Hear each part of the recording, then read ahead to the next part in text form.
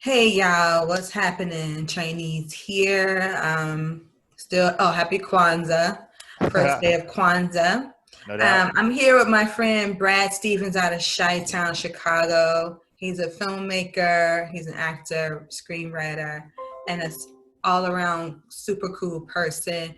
So I wanted to have another film reaction to this movie titled Dinner Rush, starring Danny Aiello, rest in peace to him, right? And directed by Bob Giraldi. I have my little phone here. I'm gonna bring up IMDb so I don't mess this up. Right. It's also featuring Sandra Bernhard. She's one of the um, actors. Um, Eduardo Ballerini as Danny Aiello's son. Um, and I'm looking here on, again, IMDb. Michael McGlone, who plays one of the gangsters, and Polly Draper from 30 something.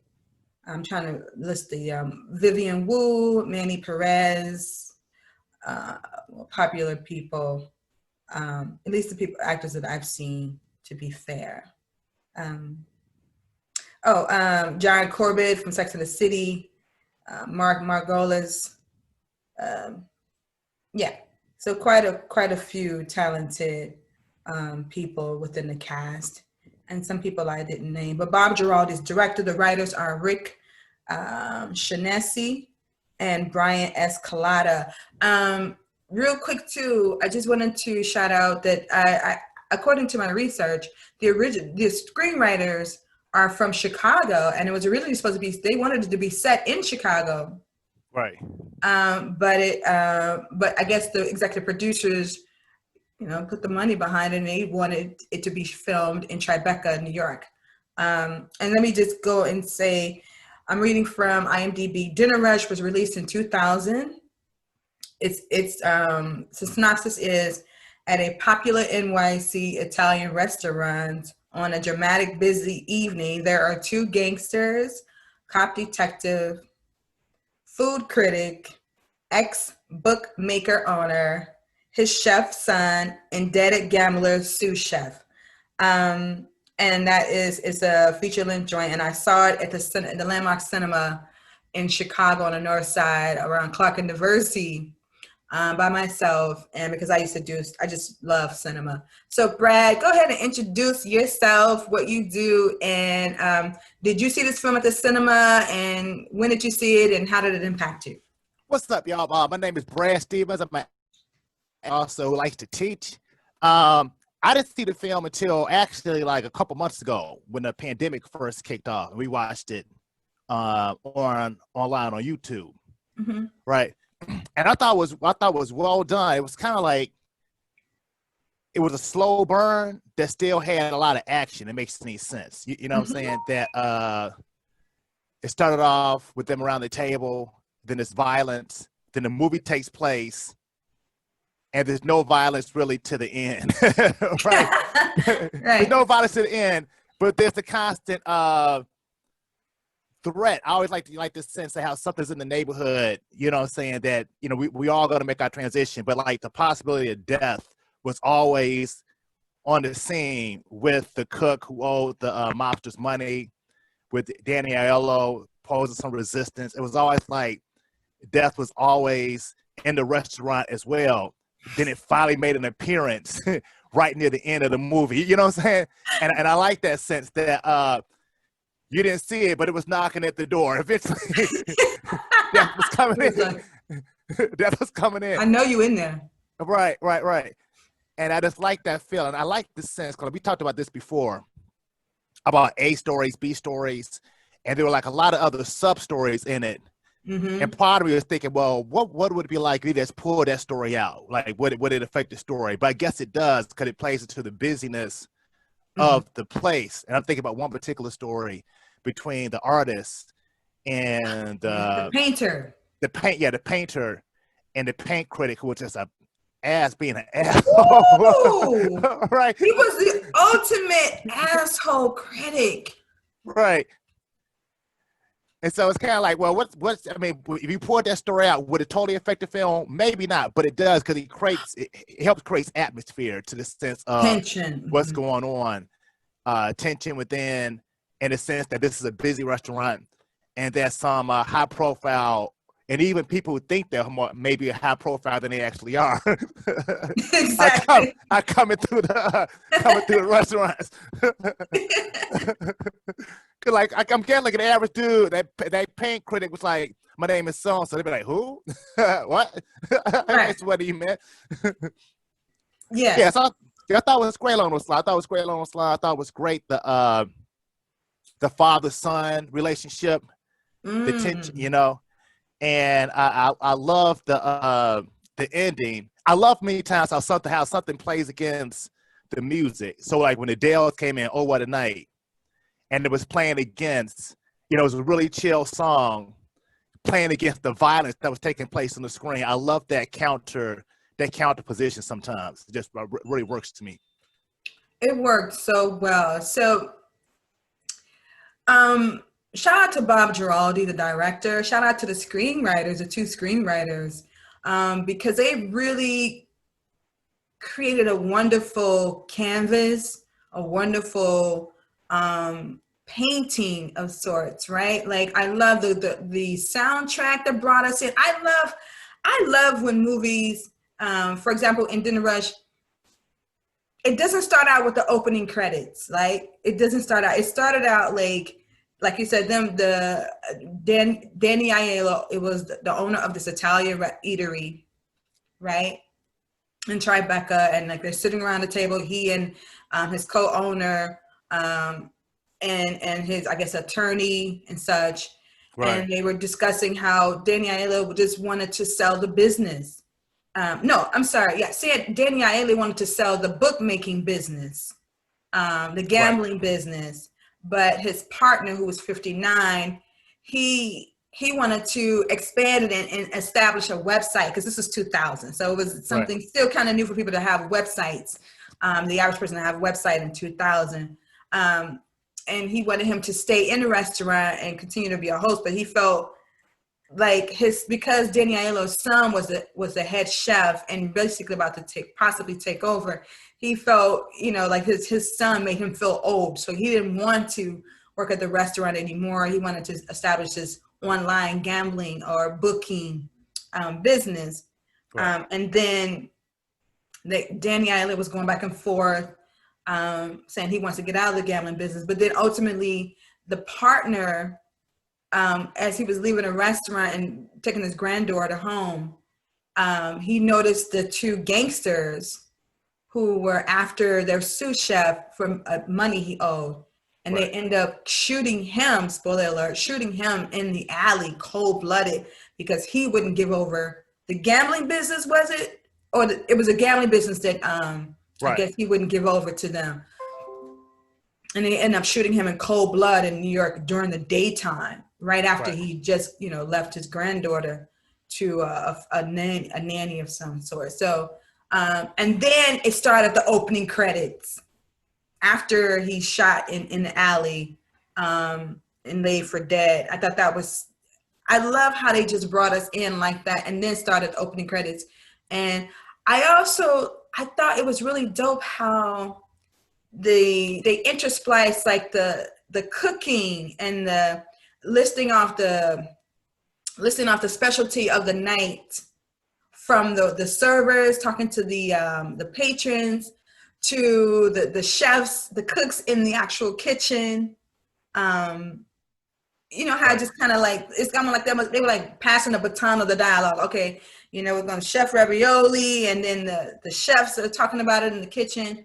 And then also I like the tension between Danny Aiello and his son, because his son wanted to own the restaurant fully, because he wasn't a partner, right? He was just Right. the head chef.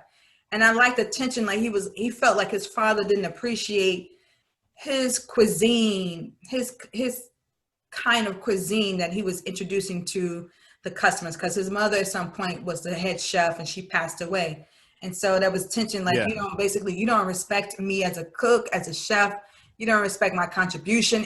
I'm the reason people are coming to the restaurant is not because it's your name. And Danny Aiello was holding on to the power he had that, well, it's my restaurant and I had it before you were born. But he's like, yeah, but that's not the reason people come to the restaurant. It's not because of you, it's because of my food. So you want to talk about that, Brad, that the tension, the power dynamics between the son who wanted to gain respect and own the restaurant fully, and his father kind of like still holding on to that power of, your food is whack and it's not traditional Italian food. Like, One thing is like, it's always like one thing I like exploring status and how status changes. You know what I'm saying? And I think they were kind of like equal status, but like Danielle had like, it was kind of like interchange. Like it was his restaurant, yeah. but it's also the sense that quite possibly the reason the restaurant is humming is because the son's food, which Danielle may not be feeling. But it's because the son that they're attracting the audience that they are attracting, right? So I like that power dynamic. I like the power dynamic between what's the dude's name? I think he's a good actor too, Jack Aceto. Which one? Which character? The other chef who was chef? who owed the money. Yes. I'm looking at IMDb. I can't missing his name. Is it Frank Borgiano? It had to be. Let me see. Yeah, whoever the sous chef was. Right.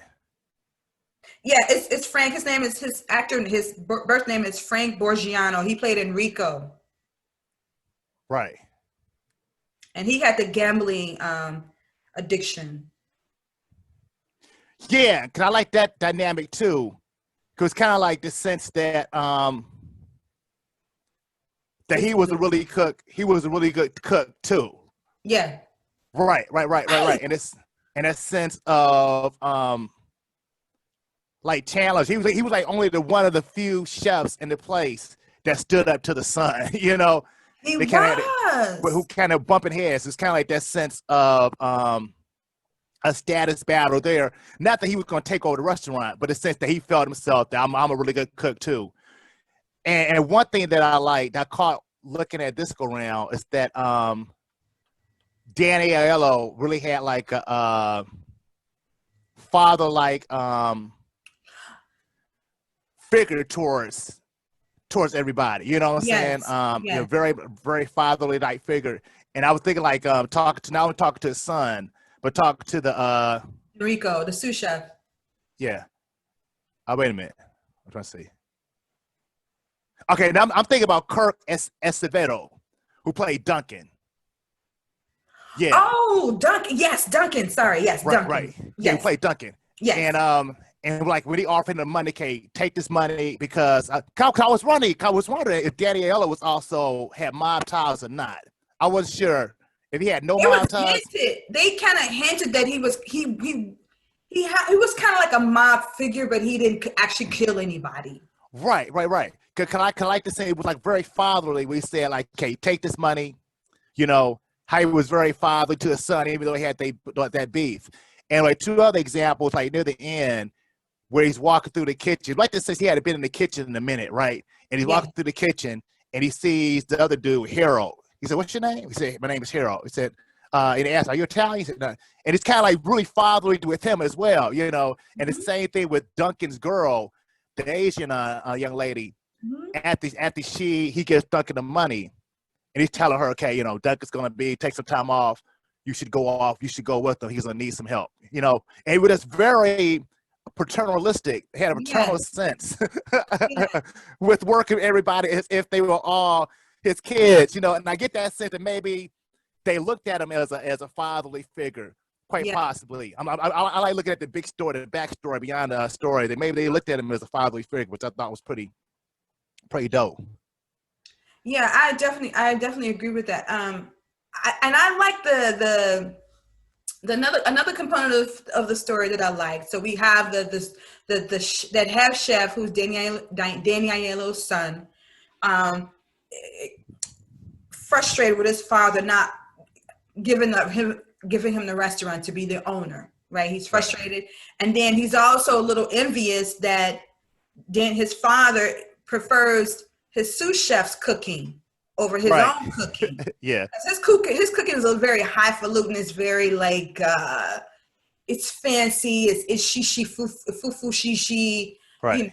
know, type of, and it's not the traditional meatball spaghetti. You know, he just Danny Aiello character just wants old school Italian. Don't give me none of that shishi fufu shit.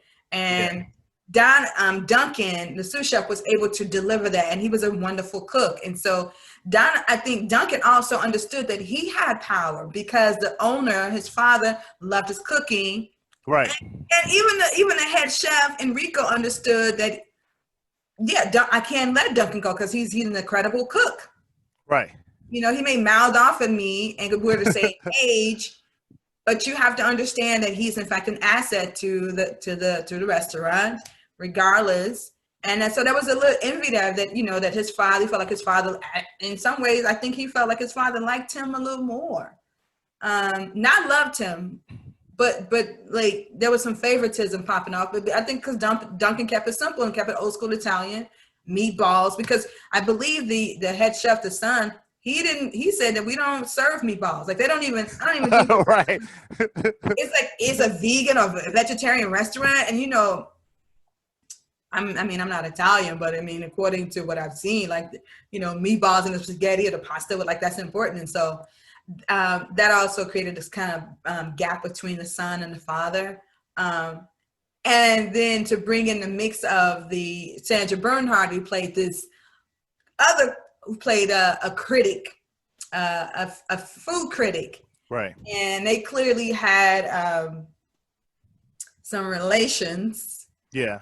And some of, I guess, their intimacy, she found a way to use wordplay to hint at the intimacy through the food, through her critique. And he was, and Enrico, the owner, the head chef, was kind of very accommodating to her. She was kind of obnoxious and like, well, can't we sit over here? And it's like, she comes like an hour late with her female friend, Right. and then expect to get like, you know, 5-star treatment. But it's like, you came in an hour late, you know, and it's a very popular in demand restaurant. So we gonna sit you where we can sit you. And so she had an attitude about that. But he ended up making this wonderful eclectic type of dish. And she brought, her friend was, like they said, she was a food nymph. So she was turned on by men who could cook well. And Sandra Bernhard character was really funny because he ended up accommodating her, and he whipped out this wonderful dish along with Duncan. They collaborated on the wonderful dish that he dreamed of, and it was a success. You want to talk about that interaction between the head chef and how he interacted with Sandra Bernhard, the food critic, how he was so accommodating and. Well, was that you got the sense that he got a lot? You know what I'm saying? He got a lot of women. You know what I'm saying? I got the sense that maybe he was like the lead singer in the band. Like, you know, yeah, he was like they a rock probably star. got right. They probably had like mad women on his tip. Cause maybe like he was like with like he might have something going on with old girl like Duncan, the woman that Duncan was messing with. Yeah. Near the end, cause like he tried to talk to her too. So I was like, man, was he they got relations too. Messing around with her too? Yes. Right. So that seemed like that's part of that. And it kind of seemed like he was charming. Sandra Bernhard was getting a little bit jealous because her girl was kind of trying to throw game at him. And her girl was really cute to me. Right. She was very pretty. Right. So she's like, I wonder if she's trying to shut that down. Like exactly. And Enrico, the head chef, also had an affair with one of the waitresses, one of the servers, because she even referenced it. So that's 3 women he had been intimate with in that same night. Right. So I just like get the sense he was very much just they got a lot of play, like, you know, like any many successful men or somebody who are just really, really great at doing something that they're very attractive, right? And when another cool moment, going back to the Duncan and the son's relationship, was, I think after he cooked, I don't know, it was after he cooked the meal for Sandra Bernhard or something like that. And the son was walking out, and he turned to Duncan and said, "Duncan," whatever he said, and it was a moment where they looked at each other, He said, "Thank you," right? Right. Yeah. Thank you. And they're like, "Oh my goodness!" Oh, talk to her, you know what I'm saying? Playing, Right. they like he was joking with them, and then Yeah. realizing that it was almost like maybe not quite like brothers, like they may be getting on each other's nerve, but Yeah. when it's all said and done, they got mad respect for each other. They realize, okay, hey, I ain't, this thing ain't popping without the other, which I thought was cool. It's like this really cool dynamics in relationships Hmm. throughout the film. Yeah, I appreciated that relationship too. Again, they respected what each other brought to the table, and like you said, I felt like they were like kind of cousins. Like they talk shit to each other, but in the end, they respect each other's contribution to the restaurant, their skill set as chefs. So that definitely played out really well. And also, let's talk about the bar patron, right? Who sat at the bar, who seemed like some friendly guy, just kind of taking in the scenery. And turns out he was hired.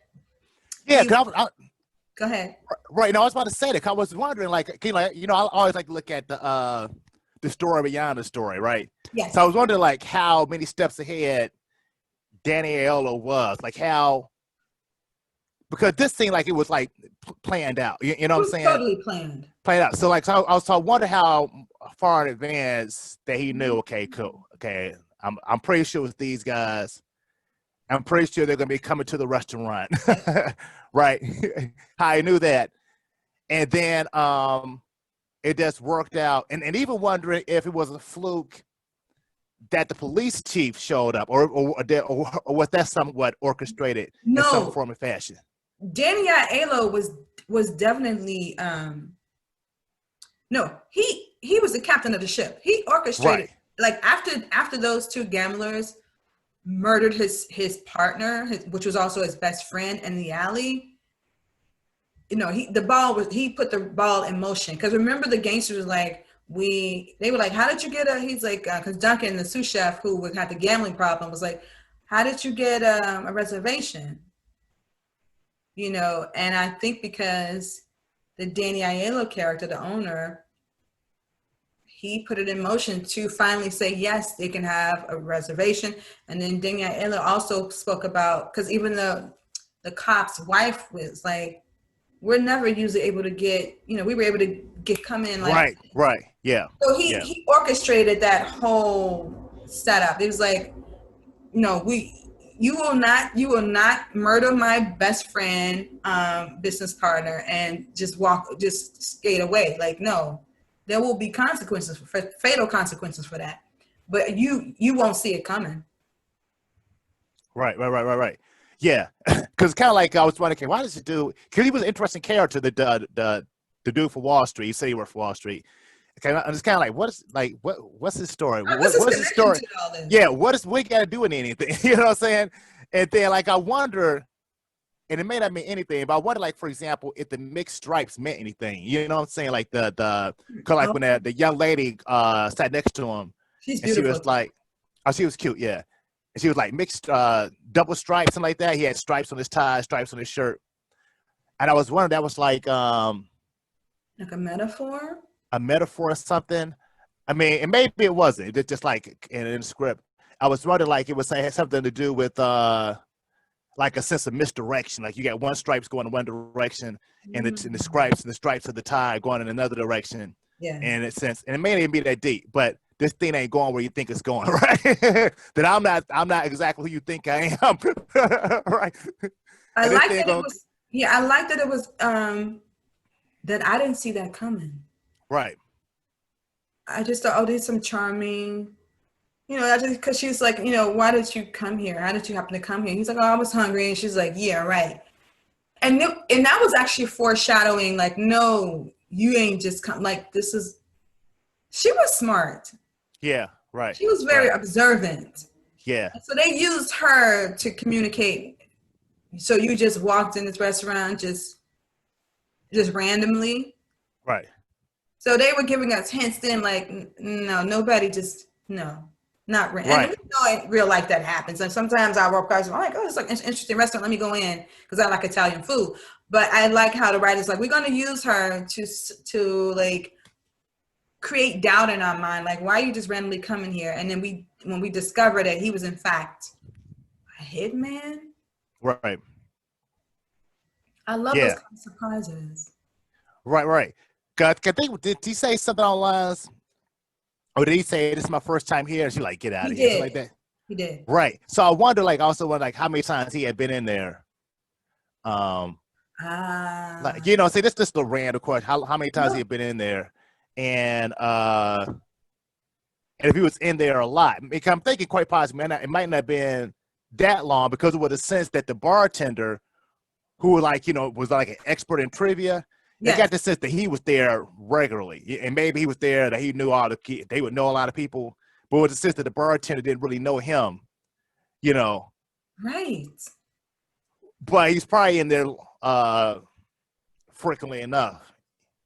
Who But how does knows? Danny Aiello know him? Like, because usually, I mean, you have to hire a hitman. So, like, how did he come to connect with this hitman who happened to, I guess you would call it, his front business is a Wall Street broker, Right. investment banker, but in fact, like, I just thought that was like, how do you know he happens to have the trade of being a hitman, professional? Right, right. Well, I'm guessing like that's what I was saying. If he had some mob connections, then somebody could put you in Oh, contact with XYZ. You know yes, what I'm saying? yes, Or we yes, got you covered. I know so yes. I know the perfect person. Now I have to say, Brad, I felt like they was cutting a little close, and maybe it was the editing, but when the Wall Street broker slash professional killed the two Italian gangsters in the men's restroom when Right. when nobody was down there but them, because he was in the restroom and the guy came in and spoke to him and he shot him in the head, in the back of the head, and then he shot the other guy. And so remember when the cop's wife had to go to the ladies' room, which is also in the same section down the stairs, Right. and the Danny Aiello's attorney was like blocking her way to go down the stairs. He's like, well, you can't go downstairs right now because there's construction or whatever. Somebody's cleaning up or whatever. Now, and then is in slow motion that the guy kills them. And then he comes upstairs and then and then he's like, oh, you can go down now. I mean, wouldn't the wife connect the attorney to the killing somehow, or he knew about it, or what do you think? What are your thoughts? Because it was so close. Like, okay, I was trying to go to the bathroom, you wouldn't allow me to because you was like, there's something happening, and now I go down and somebody's dead. Isn't she going to connect that dude somehow to the murder? Probably. Yeah, probably. But I wonder like also wonder like what the connection was between how close like Danny Aiello was with the detective. I mean, maybe could that be a logical connection that okay, this dude is dead. The last person close to the scene was so and so, right? And I guess that'd be like a great follow up question, like what was his alibi, what was said, or even if does he have enough pull with maybe the The skirt detective or around maybe it? the police force where yeah, well they like hey whatever you know what I'm saying, they had that pull to maybe just look the other way. I don't know. I mean, especially since you got this sense that he wasn't, and the detective is not the court's total legal system, but you get the sense that he wasn't really feeling those dudes. No, he They was liked Danny Aiello, right. but he wasn't feeling the gangsters, right? So some gangster gets shot and killed, like okay, All right, like thank you for doing my job, basically. like everybody gonna miss those dudes, right? Right, right. Yeah. Or even the sense that I don't know. That is a good question. Or even the sense that the block was hot. That there's probably a lot of people wanted to take him out. Who knows? But I'm think definitely in terms of the backstory, like what happens when the story ends, so to speak. That would definitely come up in the world of the world they were living in. Yeah, and the irony of the detective's wife discovering the victims, Right. you know, the murdered gamblers. I mean, gangsters. Like of all anybody who could have gone to the restroom at the time, and she is the one who notices. I mean, I just thought that was nice the way they all tied it together. And I think, like you were saying, like they're gangsters.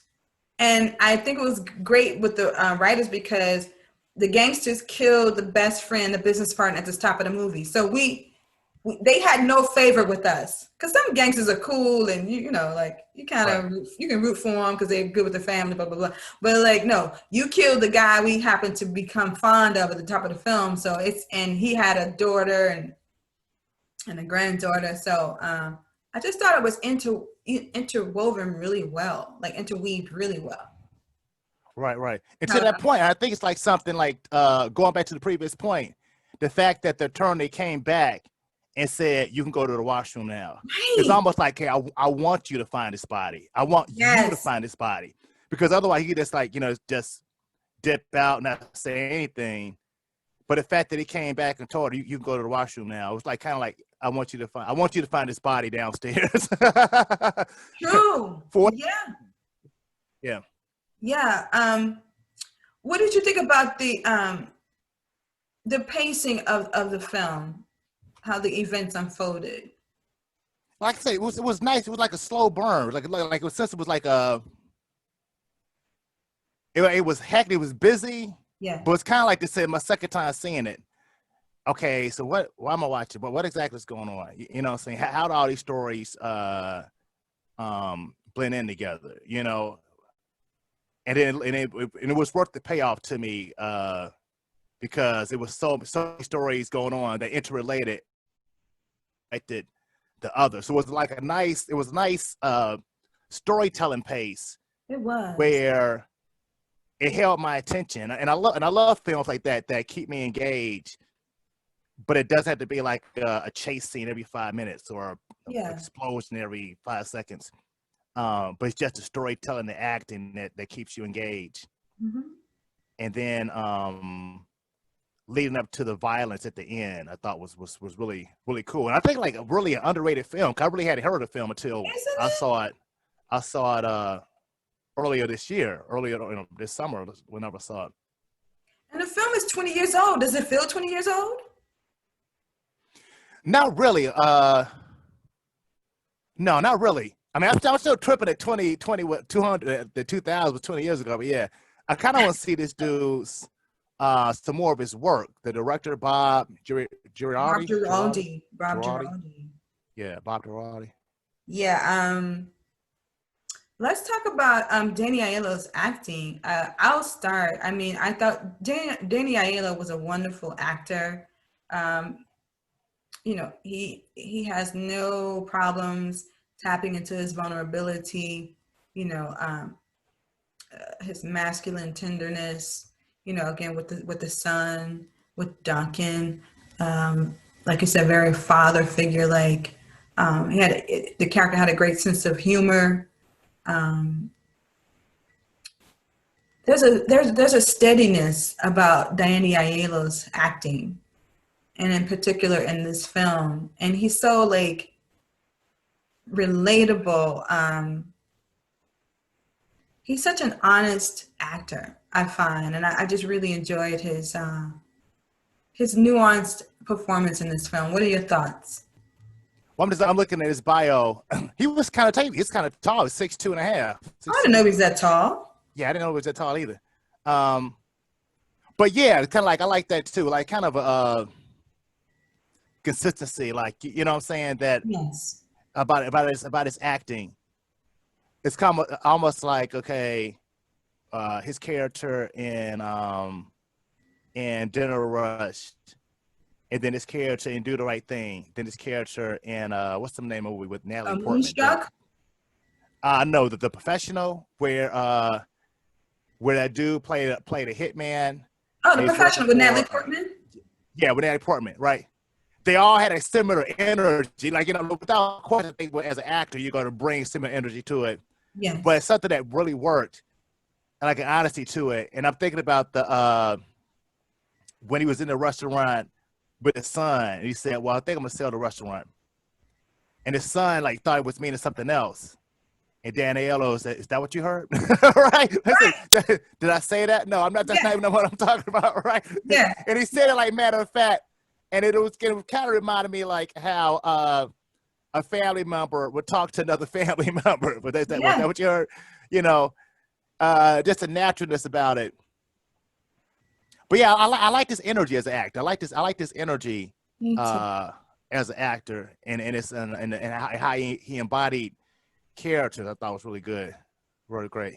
Yeah. You know, And I think, if I'm not mistaken, real quick, I think he started acting kind of late. I thought I heard that. you mean acting on screen or period? Yeah, I'm trying to say. I don't know if it was acting on screen or acting period. Right. Let me see. I gotta look. I thought I read that he had act like in the scheme of that he started acting kind of later in life. Okay. But I'm not sure. I'm not sure that's accurate or not. Um, yeah, there's a warmthness to Danny Aiello's presence and all of his characters to me, all his portrayals. Um, yeah, I really, I always believe him, and he always kind of, he just, he keeps he's very captivating, like in a subtle way. You know what I'm saying? Um, Right. yeah, yeah. What about the son, Edward Ballerini?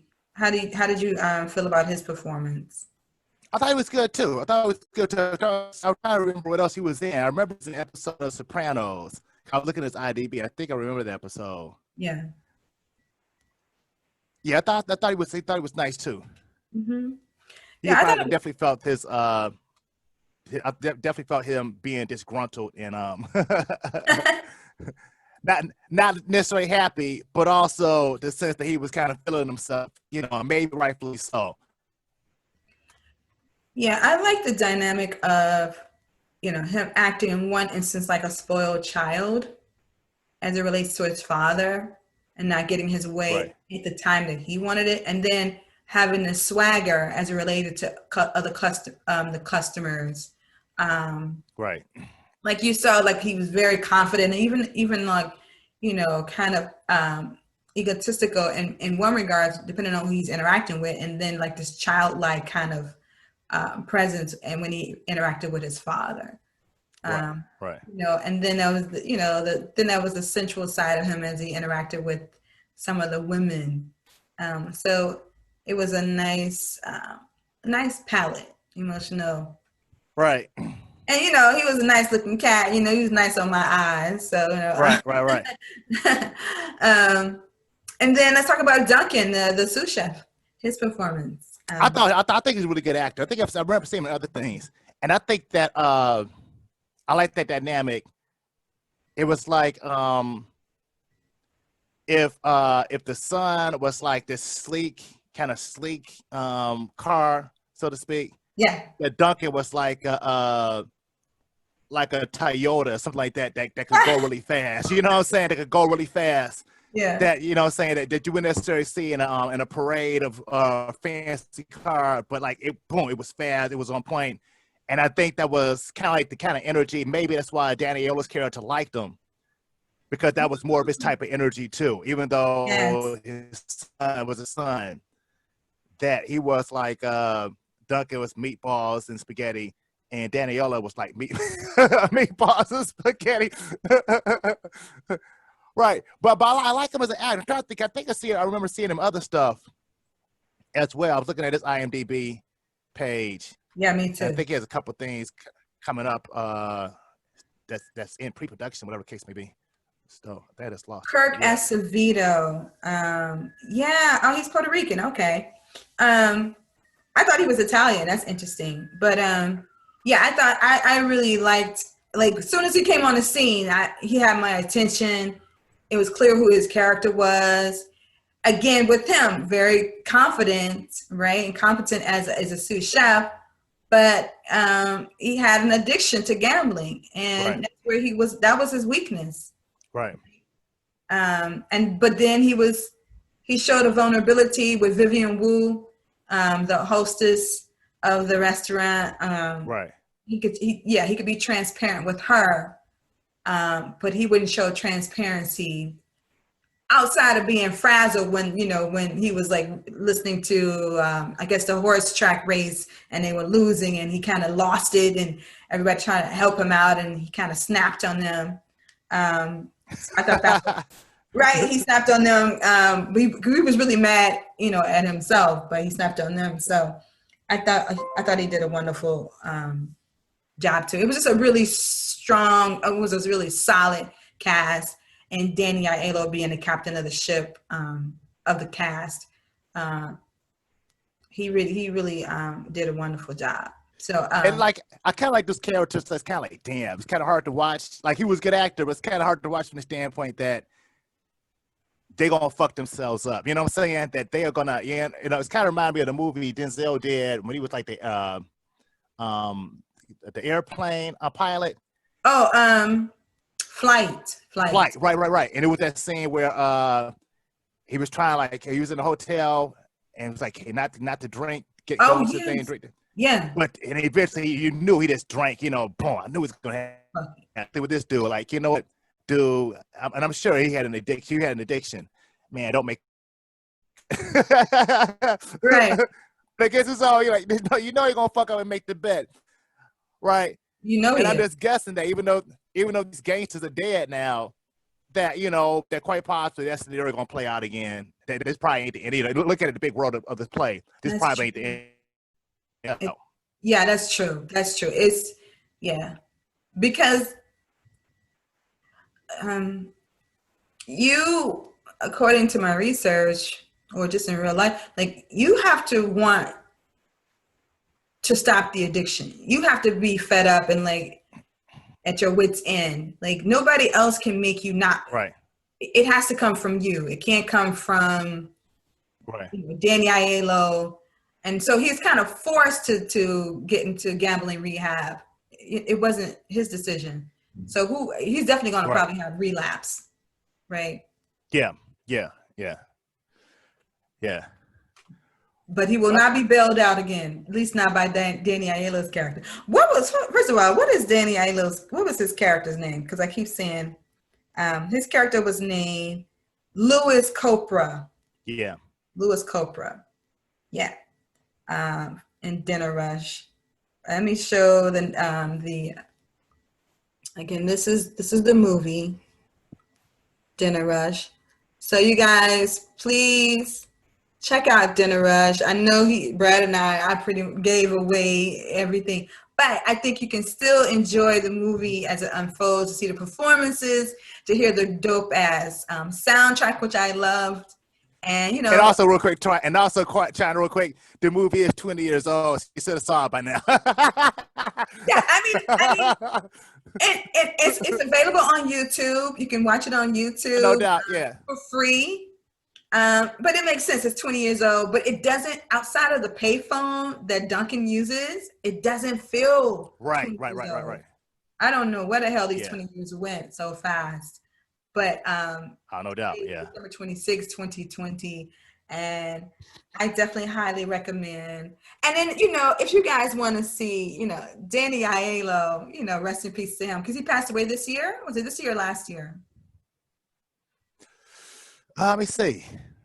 Fairly recent. Let me just check this out. This would be a nice movie to, right. To see him perform. Last year, 2019. Last year in December of last, he was 86. Yeah. Whoa. Yeah. He was 86. So I think he probably did start at least his film career in the later part of it, like as a middle-aged man, right?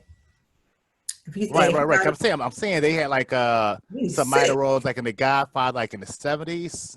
Oh snap! I didn't know he was that much. Oh, that mature. Wow. Yeah. Oh, that's something else. He looked good though, because I remember I guess it was in 2019 or 2018. It was 2018, I believe. Yeah, Yeah. 2018. I went to the Spike Lee. Spike Lee has the the Michael Jackson Block Party in Bedside, Brooklyn, or the Prince or whatever. Right. And he usually invite like prominent actors and or filmmakers and such, or recording artists. And Danny Aiello came out and he kind of reenacted one of the scenes from Do the Right Thing, and we all lost it. We all applauded and laughed, and he laughed. No doubt. Yeah. Spike hugged. So that was my first time seeing him in person, and there was great mutual respect and love between him and Spike Lee and everybody.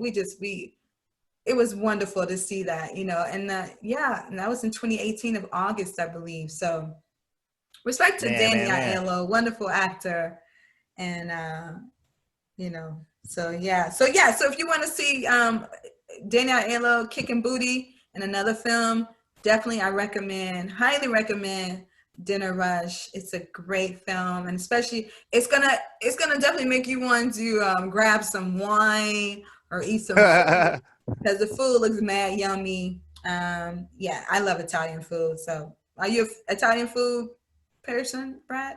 I do enjoy it. I do. I like a wide variety of stuff. Yeah. Yeah, me too. Me too. Except so Chinese. Check it out, y'all. Check it out. All right, Brad. Thanks so much for joining me. Oh, you want to leave? You want to share with the audience how they can reach you or be connected with you on social media or whatever, or your website? Well, my website is www.landofmiseryfilms.com. And then you could check out our podcast, Harold and Brad, Windy City Filmmakers, on YouTube. We have some new episodes dropping in a couple weeks in January. Okay, cool.